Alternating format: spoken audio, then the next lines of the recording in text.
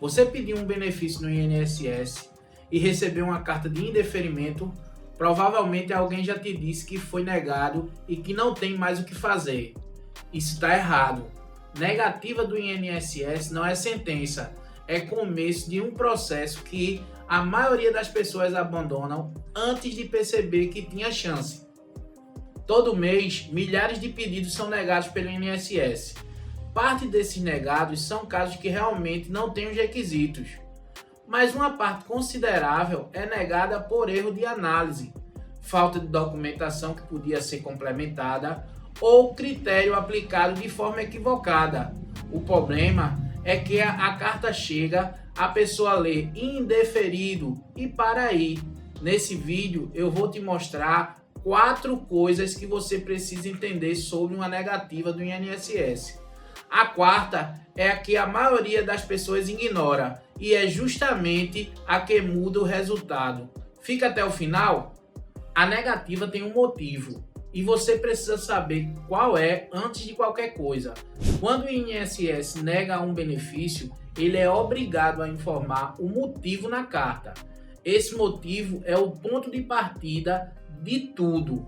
Tem negativa por falta de carência, tem negativa por insuficiência de documentos, tem negativa porque o INSS entendeu que a incapacidade não é total, quando deveria analisar se é parcial, tem negativa porque o vínculo de dependência não foi comprovado. Cada motivo tem uma resposta diferente. Muita gente recebe a carta, vê indeferido e nem lê o resto, vai direto para a ideia de que perdeu. Mas o motivo da negativa é o mapa. Sem entender o motivo, você está tentando abrir uma porta sem saber onde fica a fechadura.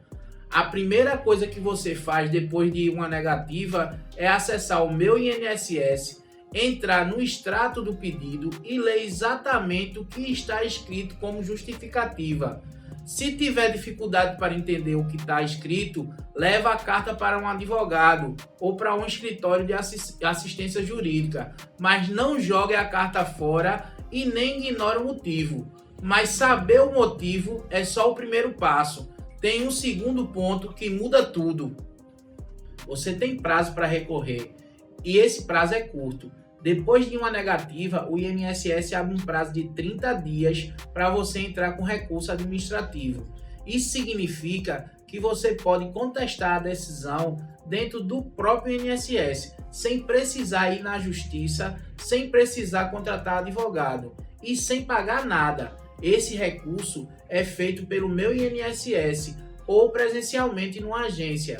Você apresenta os documentos que faltaram, complementa o que estava incompleto ou contesta o critério usado. O processo vai para a análise de uma outra equipe diferente da que fez o indeferimento original. O problema é que muita gente deixa esse prazo passar, às vezes porque não sabe que existe, às vezes porque ficou esperando resolver sozinha ou esperando juntar mais documentos e quando viu, o prazo tinha ido. Quando o prazo do recurso administrativo passa, o caminho que sobra é a via judicial, que é mais lenta e mais cara. 30 dias é pouco tempo quanto você está lidando com um problema financeiro sério, com estresse, com burocracia, mas é o prazo que existe e ignorar ele tem consequência direta. E ainda tem um terceiro ponto, esse é sobre o que acontece quando o recurso administrativo não resolve. No começo eu disse que tem 4 coisas que mudam o resultado de uma negativa. A terceira é que o recurso administrativo não é o único caminho. Se o recurso dentro do INSS for negado, ainda tem a via judicial. E aqui tem um detalhe importante que muita gente não sabe. Para valores de até 60 salários mínimos, você pode entrar com a ação no Juizado Especial Federal sem advogado. O Juizado Especial Federal existe justamente para tornar o acesso à justiça mais simples. Você entra com o pedido, apresenta os documentos e o caso é julgado, num prazo normalmente menor do que uma ação comum. Não estou dizendo que é fácil ou que qualquer pessoa consegue fazer sozinha, mas a opção existe. e em muitos casos funciona. Se a situação for mais complexa, sem envolver laudos, perícias ou documentação extensa, aí a orientação de um advogado faz diferença real. O ponto é, ter o recurso negado dentro do INSS não fecha a porta, fecha uma etapa. Ainda tem um próximo passo, mas o quarto ponto é o que eu mais quero que você leve desse vídeo.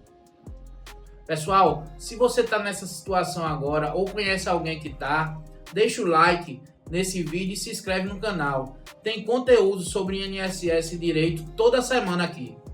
A maioria das pessoas que tem um benefício negado acredita que o problema é a falta de documentos, que se tivesse juntado mais papel, teria aprovado. Às vezes é isso, mas em muitos casos o problema não é o documento, é o enquadramento. O enquadramento é a categoria em que o INSS colocou seu caso, e o enquadramento errado gera negativa mesmo com documentos certos. Um exemplo simples, alguém pede aposentadoria por invalidez. O INSS avalia e entende que a incapacidade é parcial, não total. Nega a aposentadoria por invalidez, que de fato exige incapacidade total, mas não analisa se a pessoa tem direito ao auxílio por incapacidade temporária, que tem requisitos diferentes. A pessoa recebe a negativa, entende que não tem direito a nada e para. O INSS não tem a obrigação de te orientar sobre qual benefício você deveria estar pedindo. Ele analisa o que foi pedido. Se o pedido foi feito na categoria errada, você recebe uma negativa tecnicamente correta, que na prática te deixa sem um benefício que você teria direito. Por isso que entender o motivo da negativa, que eu falei no bloco 1, é tão importante. Às vezes o caminho não é o recurso, é um novo pedido na categoria certa. Agora que você entende o que está por trás de uma negativa, o que dá para fazer com isso? Primeiro, leia o motivo da negativa com atenção. Não descarte a carta. O motivo escrito lá é o ponto de partida de qualquer ação. Segundo, verifique o prazo de recurso. Acesse o meu INSS ou vá a uma agência e confirme se o prazo de 30 dias ainda está aberto. Se estiver, não deixe passar. Terceiro, se tiver dúvida sobre o motivo ou sobre o próximo passo, procure orientação antes de agir. Um advogado, um escritório de assistência jurídica gratuita ou a Defensoria Pública. Entrar com recurso no enquadramento errado pode complicar o processo. Quarto, se o recurso administrativo for negado, avalie a via judicial. Verifique se o valor envolvido permite juizado especial federal sem advogado. Se sim, pesquise como funciona no seu estado. Se não, busque orientação específica para o seu caso. Uma coisa que eu quero que você carregue desse vídeo.